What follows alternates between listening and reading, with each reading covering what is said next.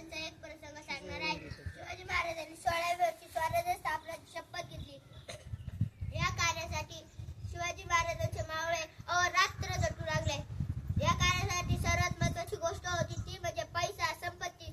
हा पैसा होता कुठे? हा पैसा आधीच मुसलमानांनी लुटून नेला होता. वेळ आली होती आज पैसा आपल्याला परत आणण्याची. त्यासाठी शिवाजी महाराजांनी एक बेत टाकला. तो बेत म्हणजे कल्याणचा खजिना. कल्याणचा खजिना लुटायचा.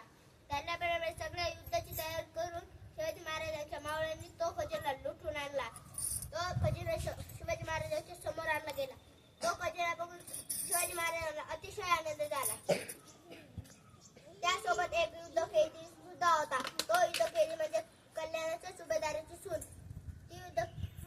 ती सुंदर तरुणी बघून शिवाजी महाराज म्हणाले, काय वाटते आजाबी सोनदेव, काय केले पाहिजे आपण या तरुणी सोबत? आजाबी सोनदेव म्हणतात, या तरुणी सोबत युद्धाचे नियम सांगतात.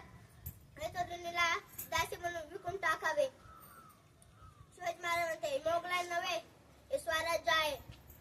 अशीच आमची आई सुंदर असते रूपवतली, आम्ही सुंदर झालो असतो वदले छत्रपती. हे महाराजांचे बोलणे ऐकून सगळा दरबार त्यांच्याकडे स्थिमित होऊन बघत होता.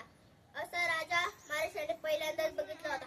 परसिला आपली आई वडील मानून तिचे पाठ राखण करणारे शिवाजी महाराज जगातले एकमेव राजा होते. आपण शिवाजी महाराजांचे नाव घेतो, आपण कसे वागले पाहिजे? परसिला आपली आई वडील मानणारा तो करा शुभ